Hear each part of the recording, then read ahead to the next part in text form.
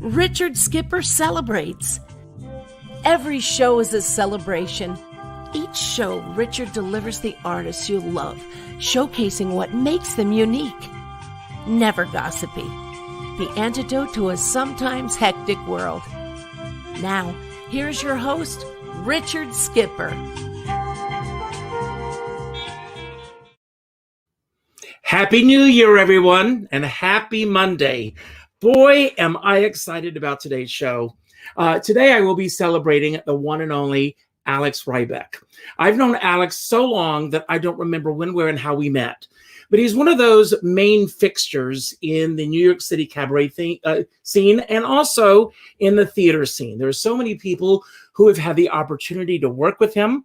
Last year, I debuted, year before last, I should say now, I debuted a show, and Alex and Michael Colby actually wrote my closing number for me.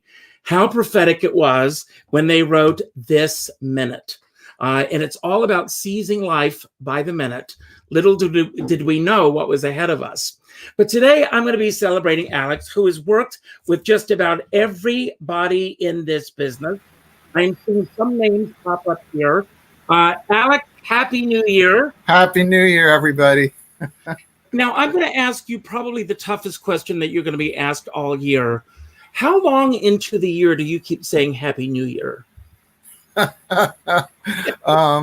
Gee, that is a good question. I don't know. I think it's, I don't know. I guess it's appropriate as long as it feels natural.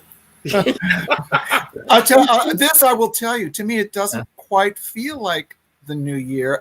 It occurred to me that until January 20th and Biden and Harris are sworn in, I think that is when it's actually going to feel like Happy New Year for me. And Amanda McBroom, the wonderful Amanda McBroom, just recently posted a big Happy New Year thing on her Facebook page with, it was very colorful and glitzy. And I commented, I said, please repost this on January 20th, because right now it feels a little bit forced. It feels to say Happy New Year feels a little forced because I don't think that many people are really happy yet.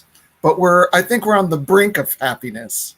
Well, we're on the brink. We're on the edge. Well, in the next 48 hours are crucial for all of us. So for sure. I want everyone to take a collective sigh. Georgia.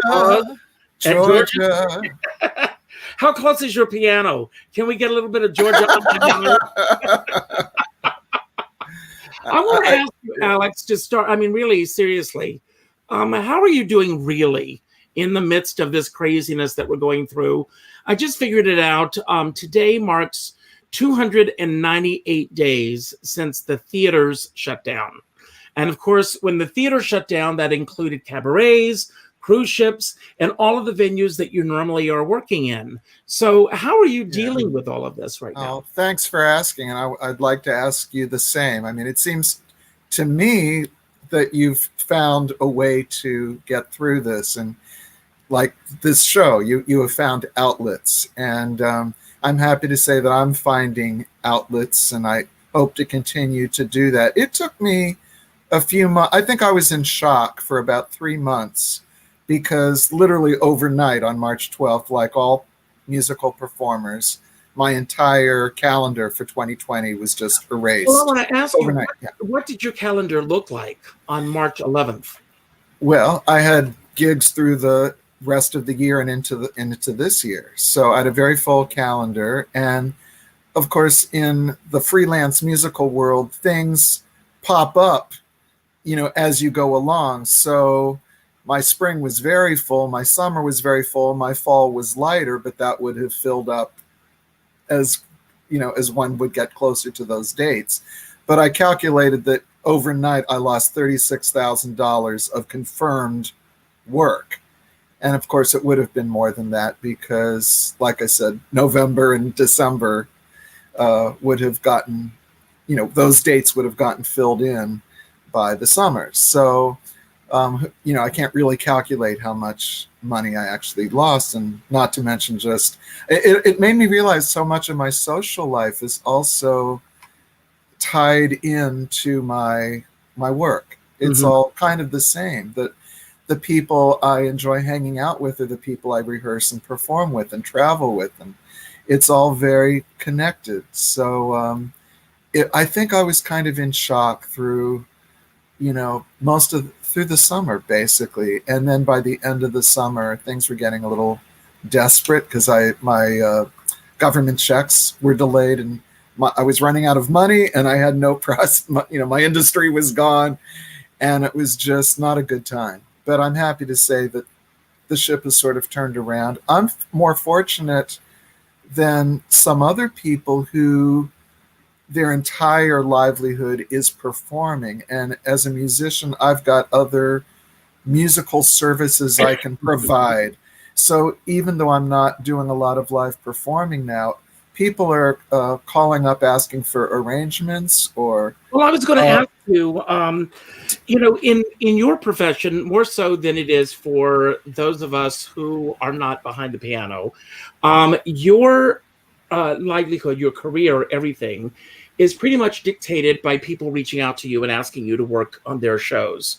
How proactive are you in terms of pursuing work in your career, or is there a need for you to be so? That's what I had to wrap my mind around. It, in an interesting way, it's almost like I'm starting out in New York again. I came to New York in 1980, without any specific prospects. So it was all outreach. I was having to look for all sorts of things, whether it was playing dance classes, playing vocal performance classes, playing people's auditions, playing ballet class at the Y, playing dinner music at a restaurant. It was all outreach and making a complete effort to be known and get my work out there. It was all self-generated. Then there comes a point, hopefully, in a person's career doing the kind of thing that I do. Don't go there. Well, no, but I'm saying then it flipped. Well, but this is in answer to your question, is there came a point where then I didn't have to put that kind of effort into it because the word of mouth and at that point, once you have a reputation or you have a body of work, you have a resume, right? Then the phone starts ringing and things come. People say it came out of the blue. Well, it's not really out of the blue. It's you planted these seeds and now they've germinated. So what this pandemic and quarantine made me realize is that I've been fortunate enough that for the past 15 to 20 years, I haven't done so much outreach because I worked with enough singers, sort of if you will, a stable of singers that all had very busy careers, and they were keeping me busy. So at that point, I sort of stepped back from having to look and generate the work.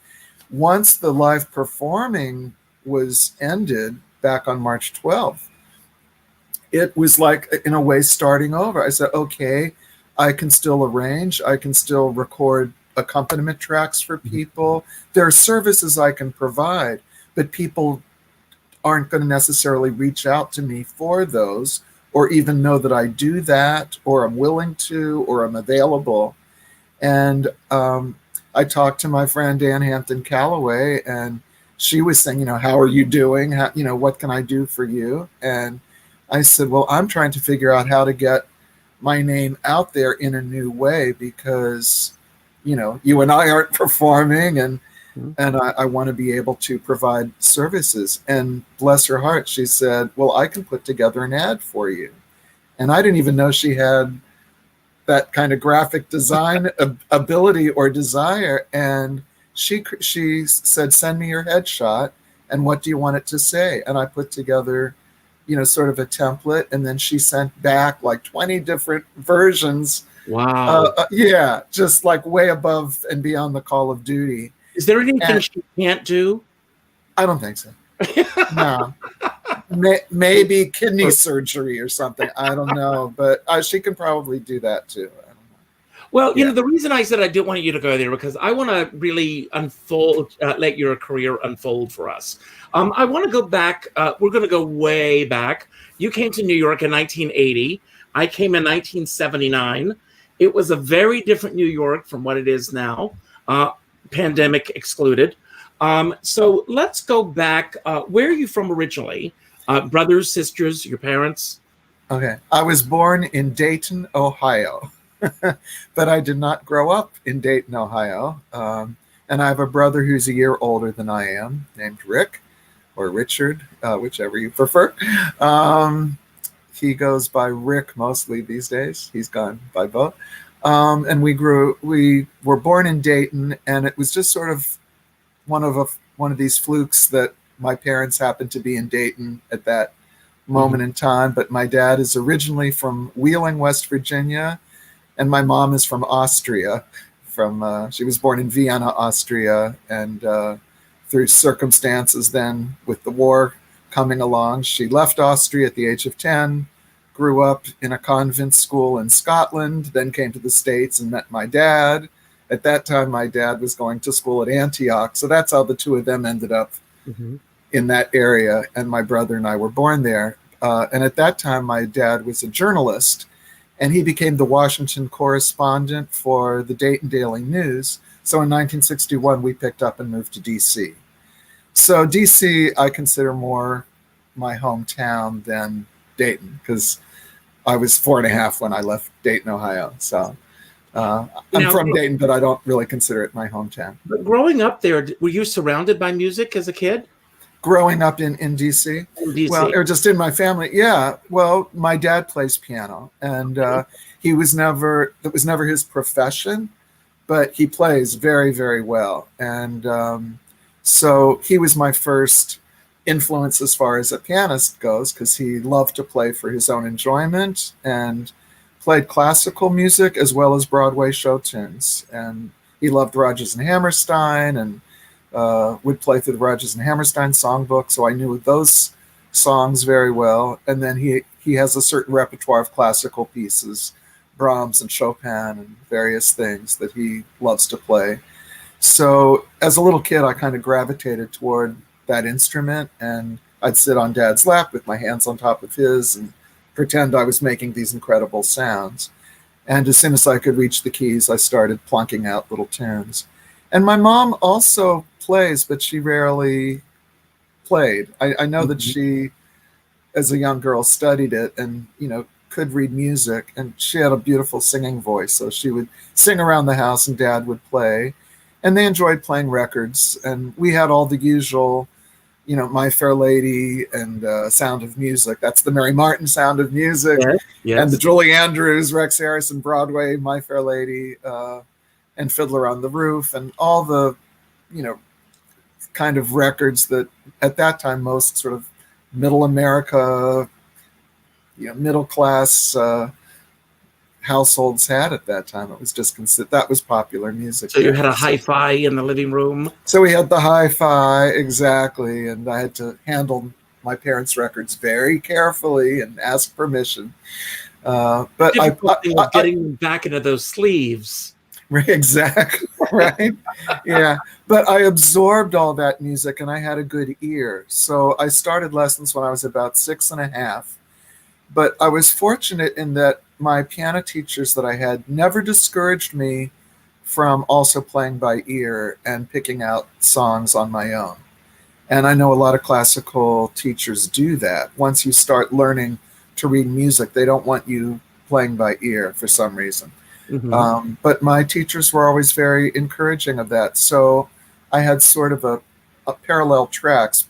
Popular music I sort of did on my own time and enjoyed. If I heard something from, a Broadway show tune on My Fair Lady or Sound of Music, I could go to the piano and pick out those songs and figure out the chords and make medleys of those shows.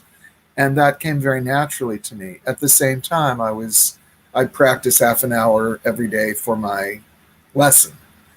Did it ever feel like a chore to you, or was it? Oh, of course. Yeah, I mean, the chore part was the practicing out of the song, the music books that I was learning. That often felt like a chore. But then I could be at the piano for hours and hours. Playing the piano was not a chore, but having to practice the pieces that I was assigned for my lessons was absolutely a chore. I mean, I think like most people who have an instrument, it's a love-hate relationship as you go through the years, and there's certain pieces that you are more enthusiastic about and learn with an avid sense of enthusiasm, and then there are other pieces that you definitely feel the slog. And there's always that sense of pressure, oh, today's my lesson, I have to sit down and I hope, she doesn't yell at me or whatever. So, but I had wonderful teachers. I really had 3 teachers growing up. And one of them in particular, my third teacher, was the one I had the longest. I'd say probably from the age of about 10 till I graduated high school. And her name was Esther Howe, Howe. And she had gone to Oberlin in the 30s. And when it came time for me to think about college, she made me promise that I would look at Oberlin. And because I respected her so much, I agreed. But in my own mind, it was the last place I wanted to go. I don't want to go back to Ohio. It just seemed real. I wanted to. All I knew about Oberlin at that point was that it was in the middle of Ohio and sort of in the middle of nowhere. And so in my mind, that meant it was boring, and I was way too sophisticated to be in a place like that. And I had all these wrong assumptions about it. And meanwhile, I looked into Northwestern and Yale and Carnegie Mellon, and I got into all 4 schools. So Oberlin, like I said, in my own mind, was 4th on the list, and I just put it there because Miss Howell said I should look at it, and she had gone there. So as it turned out, this is 1975 now, where I'm looking at colleges. At that time, there were, and by that time, I already knew I wanted to go to New York and be involved with, I wanted to write Broadway shows. That was my goal. Well, I want to back up for just a moment. Oh, okay. And I want to ask you, I mean, first of all, when did that seed get planted for you that you wanted to do that? And beyond recitals, what was your first time playing in front of an audience outside of the recital realm? I can't answer that because I don't remember. But, because that goes, I started playing at such a young age. But what I will say is, in terms of getting interested in theater and stuff, I had we called her Aunt Sally. She wasn't a blood aunt, but she was a friend of the family. And she was very, very theatrical and fun. And when she discovered that I played, this was something we would do, after a party, sort of as after dinner type entertainment. She would start spinning a story. She would just start narrating, once upon a time there was, a ship on the sea, and she would just start making up stuff, and I would underscore it. I would just it's like a silent movie. Wow. She would basically just start, making up a story, and wherever she went with the story, I would go with the music. So if she's talking about a ship tossed at sea, then the music would become very turbulent, and then the hero arrives, and there'd be the sweet young thing, and all the cliches. And looking back, it took me many years to realize that in a way I was learning how to think about musical theater and how to arrange, and all of that sort of was coming into play. That a lot of that is about developing your ear, absorbing different styles of music, because I grew up in a house where there was a very eclectic it was a very eclectic household musically. My parents listened exclusively to classical. I had a babysitter who turned the dial on the radio once my parents were out of the house, and I discovered Top 40.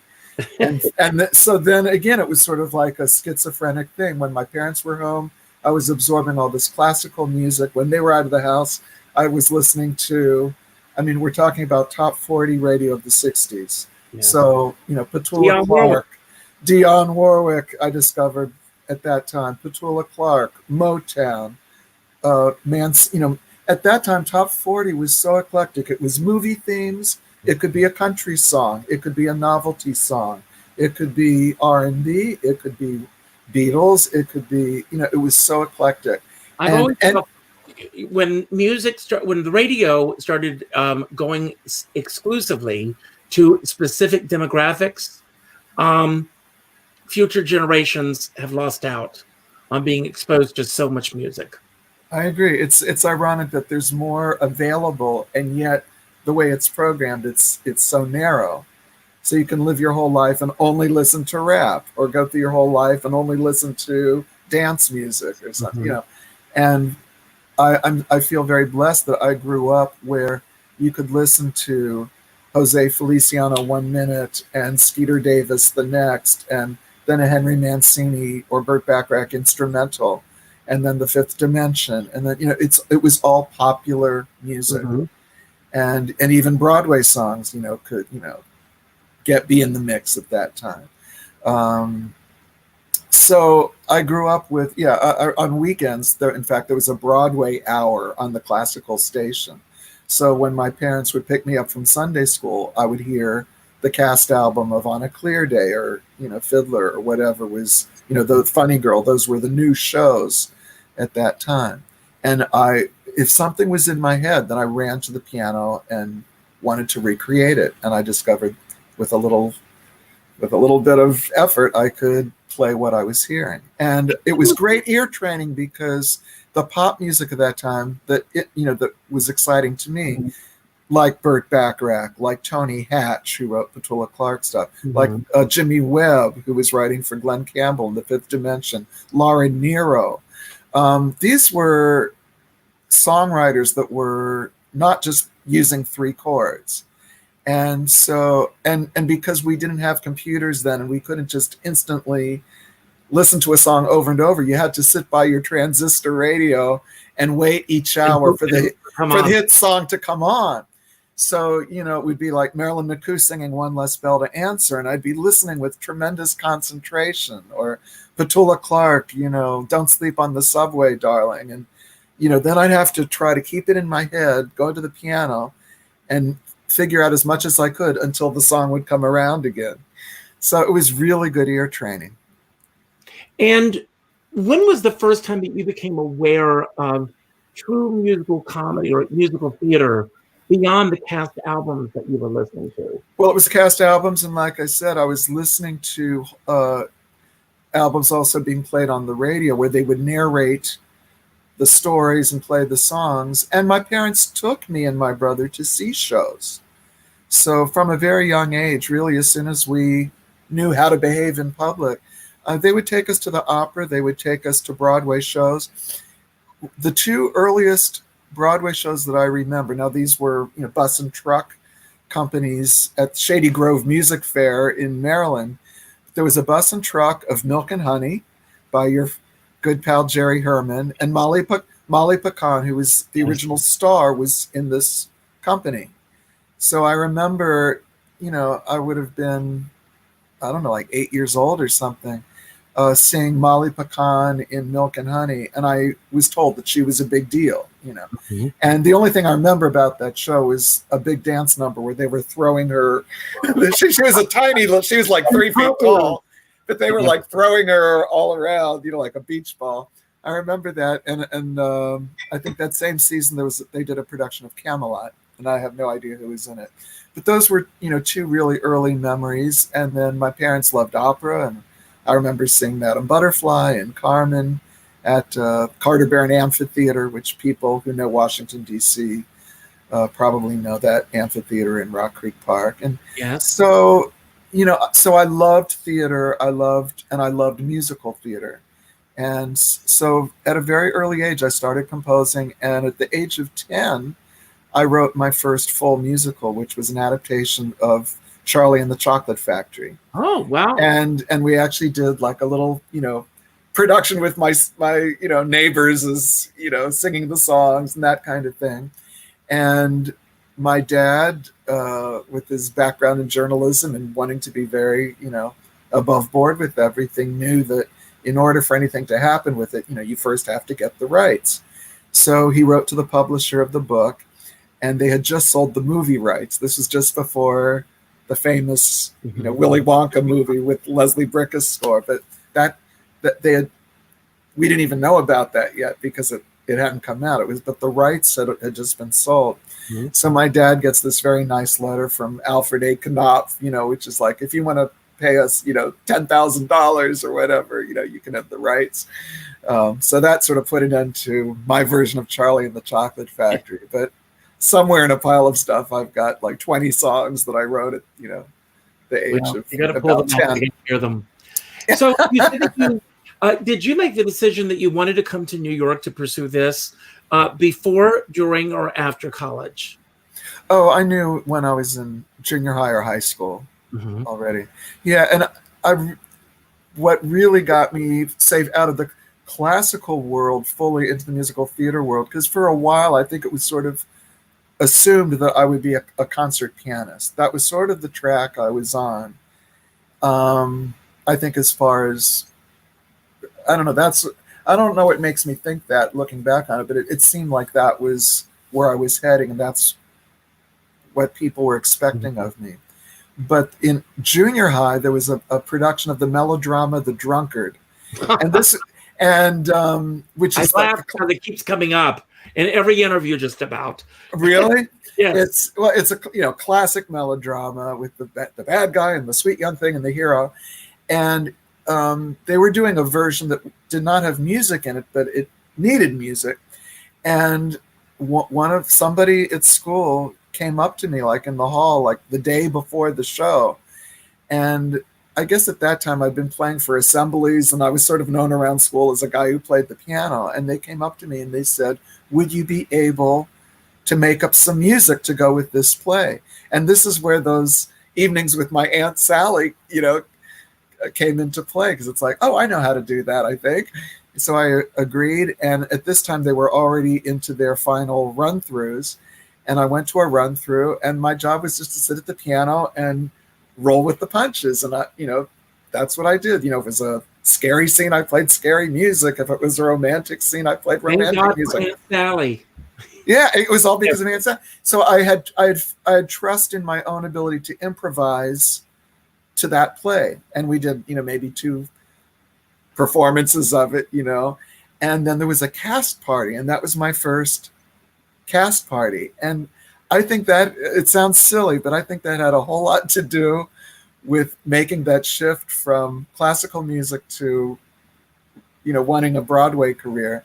Were people standing around the piano singing, or what I remember at that point, people were, there's a sense of camaraderie. And I suppose I was never into sports and was never on a sports team, but I imagine it must be what people who play sports enjoy, after a game, and they're in the locker room and they're, yay, good job. Well, that happens in the theater too. And it does not happen in the classical world. When you're playing piano in the basement all day, working on your Bach and Mozart, it's a solitary activity. And then, as you said, occasionally there are recitals or contests, and you get to emerge from the cave and show off or whatever, and then you go back to the cave and work on more. It's kind of lonely. Everyone else is outside playing, and you're inside practicing scales, or whatever. Here was something where I sat down, I improvised this music, and suddenly I was the hero, because I came in at the last moment and kind of put the finishing touches on their production, and everyone was thrilled. And I suddenly inherited this instant family, and that sense of belonging to a group is very powerful. And so I don't remember people sitting around the piano singing. What I remember was people passing around the program and everybody signing it.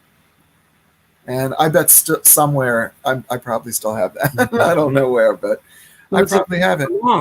So how soon after graduating from college did the move to New York take place? And how did that move to New York take place? Okay, well, it was almost immediate. Just I did 3. So my college, I actually want to back up a little before that, which is when I was a senior in high school and was looking at colleges. As I said, I applied to 4, and one of them was Oberlin, which at that time I was doing simply out of respect for my piano teacher. And then I made the campus visits.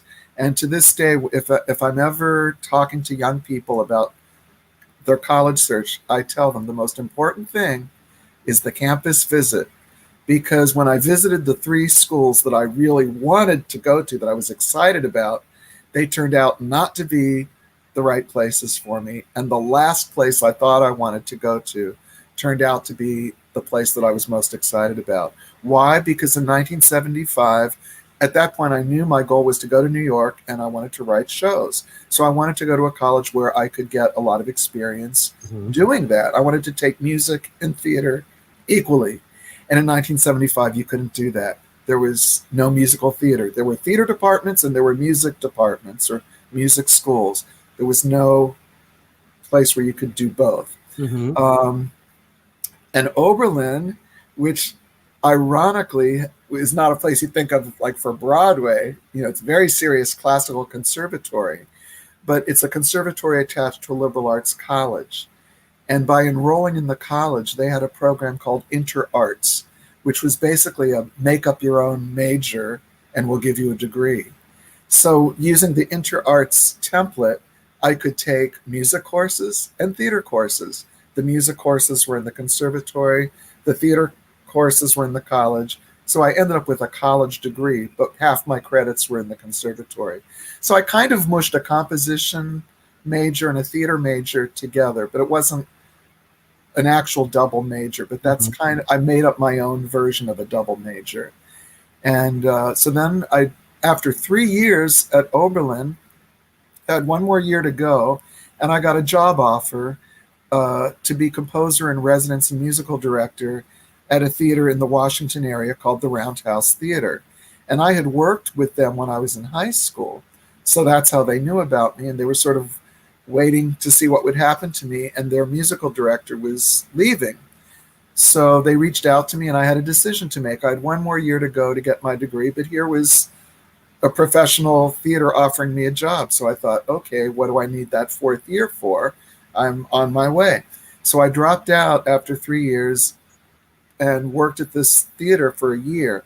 During that year, and it was a wonderful experience. And during that year, I started writing, just for my own expression, a 1-act opera based on an Edgar Allan Poe story. And then halfway through it, it dawned on me, like, who the hell is going to put on an opera by some unknown, 19-year-old? And I realized if I went back to Oberlin, I could get it done because they did student productions there. So that was really my motivation to then go back to school. So after a year of working professionally in Washington, I went back to Oberlin, got my degree. I had my opera performed. And then it was the spring of, I guess, 1980. And I went back for that theater company that I spent that year with. They offered me to come back for the summer. So I thought, well, that's good. I can make a little money and save up to go to New York. So right after college, I went back to DC, worked at Roundhouse, through that summer. And then in the fall of 1980, I moved to New York. And an actor friend of mine had an apartment that it was on 11th Avenue and 51st Street. So it was really deep in the hell of Hell's Kitchen at that time. It was really a no man's land. But he had an out-of-town job for 3 months, basically for the whole fall.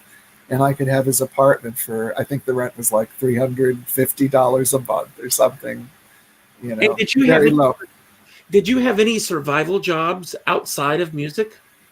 No, I came to New York. This is a wonderful story, actually. One of my Oberlin friends came to New York a couple months ahead of me during the summer.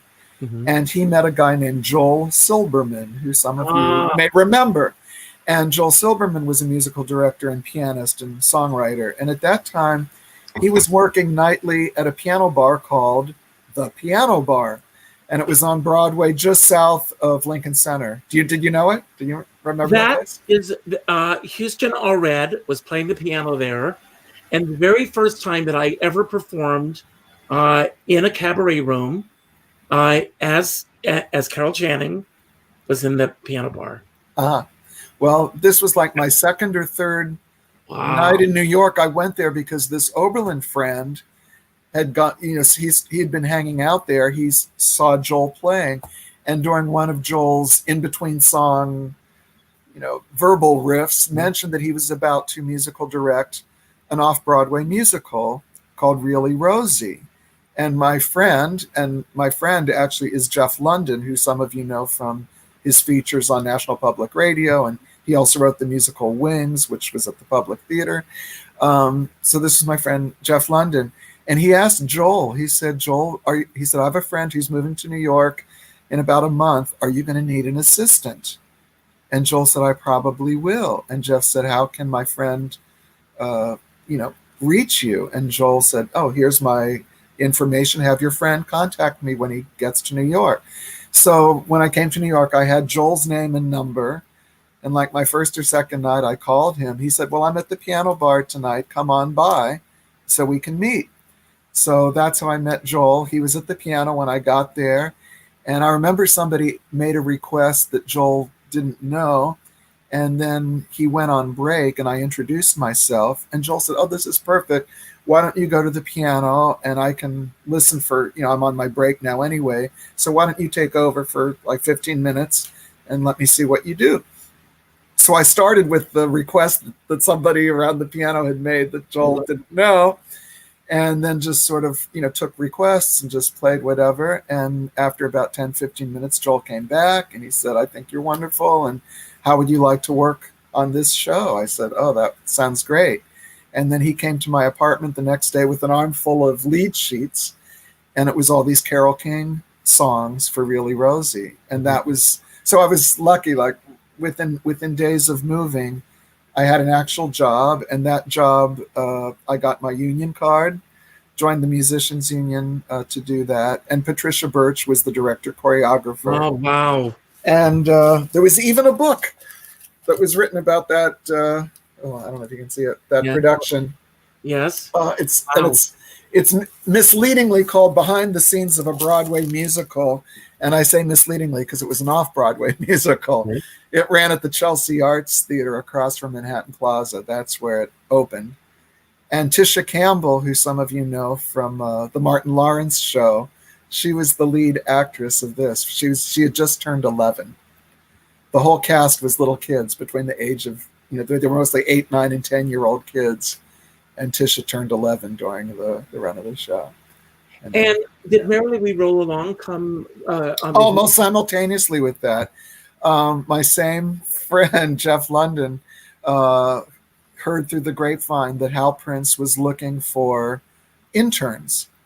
And you could go up to his office and sign fill out an application, and they were looking for a few people to hang out and be interns on the production.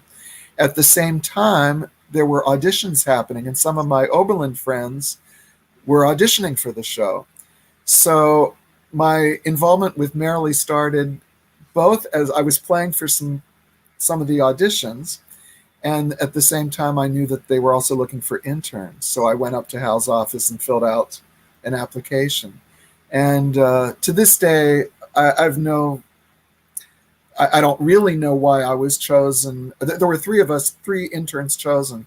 I don't know why I in particular, was picked out of, however many applications. I'm sure there were a lot. But by the time that my application would have come before them, I had already played several auditions.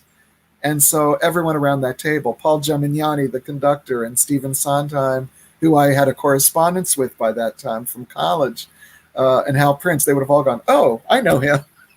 So it was kind of like a perfect storm. I had started a correspondence with Sondheim when I was still in high school and looking for advice about college. He was one of 3 people I wrote to, sort of 3 musical heroes that I was seeking advice from. So I had that relationship with Sondheim. And the third part of that triangle was NYU was starting its musical theater graduate writing program. And it was a graduate program for composers, lyricists, and book writers. And that was a new thing in the Tisch School of the Arts. There had never been a program. There were programs for performers, but not for people who create musical theater.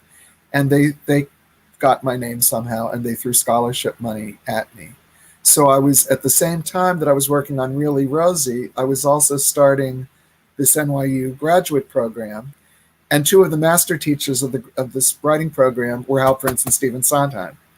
So yeah, so when my application for Merrily came up, by that time Hal and Sondheim knew me, and Paul Gemignani had seen me playing auditions for people. So I ended up being an intern on Merrily, and that was a very formative experience. And then there's this whole other leg of your career, and that's your cabaret career. Did that begin because of your association with Liz? Did it start? No.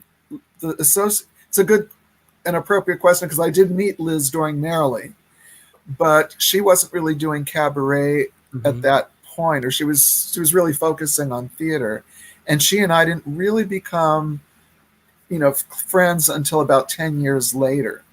I'd say we were acquaintances. I knew the cast of Merrily, but since I was an intern, I wasn't really hanging out with them.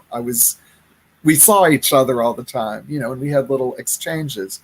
But I got to know Liz through the decade of the 80s, and really through her sister, because I started. She has a sister? People don't realize that Liz Calloway has a sister, and people don't realize that Ann Hampton Calloway has a sister. I still remember the first time I heard Ann sing on the Joe Franklin show. Oh, yeah. We were sitting up going, "Who is this?" Oh, I fell in love with her then. Oh, so well, it's funny how all these strands start mingling like spaghetti. Around 1982 or 83, I met a young singer named Jeff Harner. And he had gone to high school with the Calloway sisters. So at our very first get-togethers, this was, I was already starting to do cabaret acts around that time. And I guess I had been doing enough of that when Jeff Harner was looking for someone to work with, I was one of the names that was recommended to him. And as he likes to tell the story, I was, of the three people that he interviewed, I was the cheapest. Cheap is in, you can interpret that any way you want. But he came over, and within a few minutes, as we start exchanging our stories, and I mentioned Merrily, he said, my friend Liz Calloway, was in that show. He said, we were in the same high school class. And I said, oh, that's interesting. And he said, so you probably know Liz's sister, Ann. Well, I didn't. And I said, who's that? He said, oh, do I have a treat for you?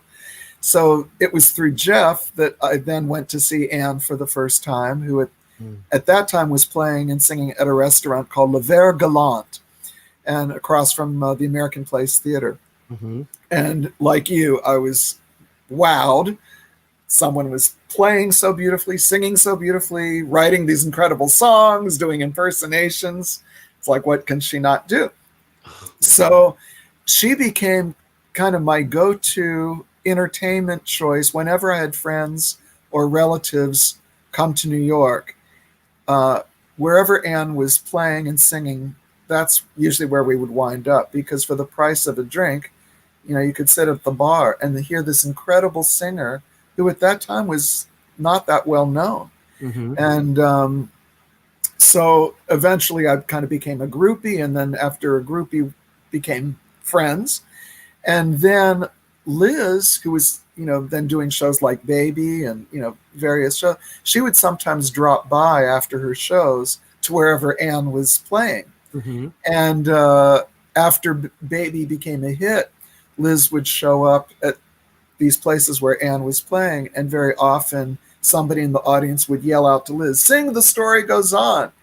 And Ann hadn't learned it yet. So again, I would raise my hand and go, I think I know it. So then Ann would say, well, Alex, why don't you come up and, I'll go on break and you can play for Liz. So that's really kind of how Liz and I got started. She was just doing these little guest spots in her sister's, shows at these various watering holes. And then Liz and I really took off when she was getting ready to leave Miss Saigon, which I think was around 1991 or 92. And I was aware that Liz was in Miss Saigon, and I hadn't seen the show. and I heard that Liz was getting ready to leave, and I thought, well, if I'm ever going to see Miss Saigon, I want to see it while Liz is still doing it. So I raced to get there before she left the show, and loved it, and went backstage, and we just were catching up because Liz had been living in Boston for a few years, and we'd sort of fallen out of touch. So we were getting reacquainted, and during that conversation, Liz mentioned, she said, there's this guy out on the West Coast named Bruce Kimmel, and he's starting a new record label, and he wants Broadway singers to sing Great American Songbook standards, and sing Broadway singers singing Broadway composers. And he asked me who my favorite composer was, and I told him Frank Lesser was probably my favorite. So she said, I'm going to do this album of Frank Lesser songs, but she said, I need an arranger. Would you be interested in doing arrangements for this album? So that's how Liz and I did really started working together and became friends. And it was that album called Liz Calloway Sings Frank Lesser. Anywhere I Wander, Liz Calloway Sings Frank Lesser. And that was the beginning of that relationship. I mean, I made a list, looking your bio of just a few of the people that you've worked with. Leroy Reams, Tommy Tune, Eartha Kitt, Roberta Peters, Patricia Neal, Kitty Carlisle Hart, Gene Stapleton, Elaine Page, Ted Kennedy, Donna McKechnie. I mean, when did they start becoming aware of what you were doing out there? Well, it's all been gradual. And I can... It's interesting to look back and try to figure out how certain things folded in, and what, like I said, like we said at the beginning of the conversation, you get these phone calls out of the blues. It seems when you get these offers, and I'm sure you've experienced this too, like when the years when you were doing Carol Channing, which by the way is how you and I met. You might not remember. You and I did a Carol Channing gig at the Ethical Society on Central Park West, many, many years ago. That was, oh my God, that was when you and I first worked. So how did you hear of me? You must have, either seen me around town or you got my name from somebody. So, I certainly recommend people all the time. Sometimes I get an offer and I have a conflict. So I'll go through my list of names and recommend somebody. And I think that's how the freelance world works. We all recommend each other for things. And doing those records with Liz, that was huge for me. I mean, I got almost no money for doing it, but I was, thank goodness, I was smart enough to realize, this is like, I'm being offered an opportunity here, maybe not unlike Peter Matz working with the young Barbra Streisand. I recognize that Liz Calloway is a voice for the ages. And I thought, this is her first solo album. And this is a singer who I'm sure is going to have a long career. I want to be part of working with someone like this, who's so excellent. Well, there are some seasons where, and I see, as you know, I see a lot of cabaret shows. And, it amazes me sometimes at how many shows I can see over, let's say, a 3-month period. And to find out that you're the musical director for each of those shows. What is the most at any given time of the number of people that you're working with, that you're juggling all of these different schedules, and how do you keep it straight in your head? Some of them can tell you I don't. I've had some near disasters. And a question that I really want to ask you, for all of our entertainers that are watching, with each of these entertainers, Ann Kittredge, another, Leroy Reams, Tommy Tune, Faith Prince, they each, of course, have their own individual style, and you help build that style. So what is your process when you first start working with someone? When I work with somebody new, it's different when I say someone like Leroy Reams, who was already a full-fledged, performer. When the first time I worked with him, he already had his act. My job in that instance is to learn his act. Mm-hmm. He's got it. I didn't build an act on him. Although in more recent years, we have been more collaborative. But then people that come to me who I don't know, who are kind of new to the cabaret game, or they're starting, you know, with a brand new show, and they may have an idea of what they want to do, or they may have almost no idea. My process with someone that's new to me, whose voice I don't know and personality, Celia Burke would be a good example of that. Celia Burke came to me about, I think it's been about 6-7 years now. We didn't know each other. So that first meeting, I said, I just want to hear you sing. And I think that's usually my process with somebody new. I try to say very little that first meeting. I make up for it later. I have a lot of opinions. But the first meeting, I just want to be a sponge. And I usually just ask them, I say, bring a lot of music, bring stuff that you, even if it's stuff that you don't ever want to sing again, I just want to hear, you know, I said, because that's useful too, to know stuff that you don't like, and that I don't want to pick songs that are in a style that you're already done with, but I want to hear it anyway, because it's part of, you know, it's what made you who you are, and it'll help inform me. And I just want to hear your voice singing slow, singing fast, singing funny, singing sad. So I try to give the performer a lot of room that first meeting to just put all their cards on the table. And I just try to be a sponge. And it's really useful because I'm absorbing, like, okay, where do I think their voice sounds strongest? Where do they have problems? Where do they seem most engaged? What kind of material seems to bring them out? What kind of material maybe doesn't feel comfortable? What holes do they have in their repertoire? Somebody might come. I started working with this woman a year ago, and she had tons and tons of ballads, and she said, I don't think I have enough up tempos, you know. So then that becomes a homework assignment. It's okay, let's find somebody some up tempo song.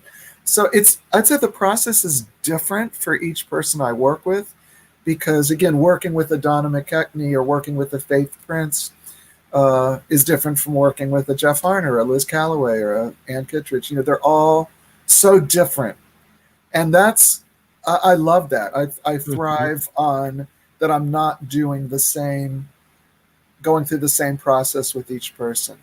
The only thing that's the same is to find out what is going to bring out the best of each performer. And that's different for each performer. Some performers turn out to be wonderful writers. In the last few years, I've ended up working with some singers who turn out to have great writing talent. Joanne Halev is a brilliant writer. And she had a really interesting life story. And I said, I think your act, I said, most people I would steer away from talking about themselves. I said, in your case, I said, you worked in the perfume industry. I said, that's really unusual and interesting. I want to know more about that. Plus, it gives me ideas for songs. You know, how can we tie songs into the idea of smells and scents and sense memory? And I said, there's something really unique and interesting about that not everybody else is doing the same kind of thing. So I see that as really my job, as opposed to just being an accompanist, but trying to bring out people's uniqueness. Is it easy for you to shut off at the end of the day? I think I have music going through me all the time. I don't think I could shut it off if I tried. Okay. Yeah, I have music, whether it's my own music or other people's music. Now, before we run out of time, I do want to mention you also are a wonderful collaborator. You worked with Michael Colby and Bob Levy and so many other people. As a songwriter, as a composer. Yes. And Sammy Kahn once said, he was asked, which comes first, the lyrics or the music? And he said, the phone call. So in your case, how does it... That's sometimes true. Well, I wrote, the song that Michael Colby and I wrote for you. That was a request from you. We didn't just wake up one day and say, let's write a song for you for that. I wonder if Richard Skipper might need a closing song for his act. Thank goodness you made it aware that you were looking for a song and asked if we could come up with something, and you gave us some very specific ideas. So that's like writing to order. And isn't it prophetic how that song, the lyrics of that song, I mean, it's unbelievable. Well, I can't believe this, but we've come to the end of our show. And seems we just got started. Before we end, however, I want to thank everybody for tuning in today. And pick up your copies of Cabaret Scenes. I keep doing this the wrong way. There it is.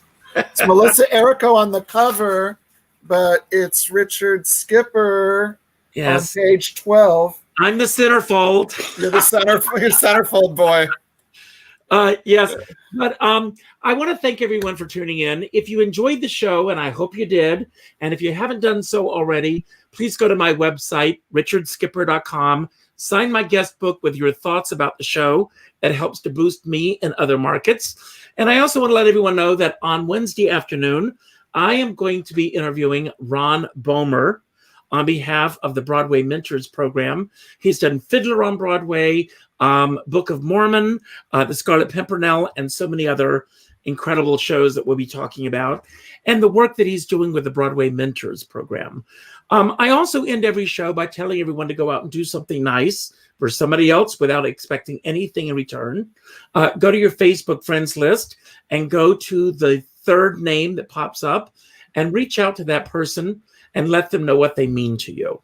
Not with a text or an email or a private message, but a phone call. Pick up the phone and call them. As our dear friend David Friedman says, we're all in this together, but we're not in the same boat.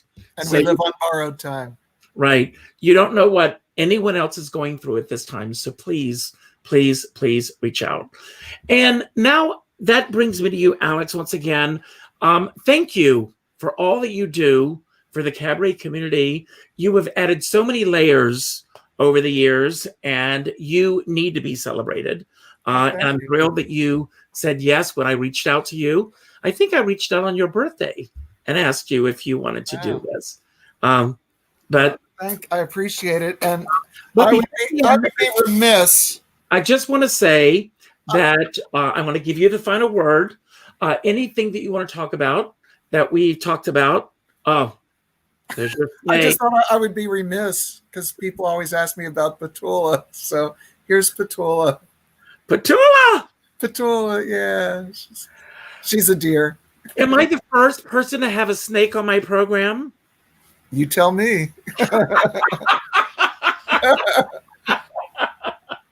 Oh, but Alex, I just want you to have the final word. Anything that you want to talk about that we talked about that you want to expound upon, anything that we didn't talk about that you wish we had, or just anything you want to put out to the world who's listening right now. And again, thank you. Well, my heart goes out to everybody right now because, like I said, we're all wishing each other Happy New Year, but it's times are not really that happy yet. But I think we're heading there, and I think what you just said about making it an intention to reach out to people with phone calls. I think that's beautiful because I think there's a lot of loneliness happening right now, and there's nothing like a human voice. So I think I just want to end by seconding what you said. I think that's a really powerful thing to do if we all reach out to our family members and friends and neighbors and with a phone call and just say, I'm thinking of you. And we'll celebrate with a phone call on the 20th. How's that? I love it. Okay. Yes. Goodbye, everybody. Happy New Year. Goodbye.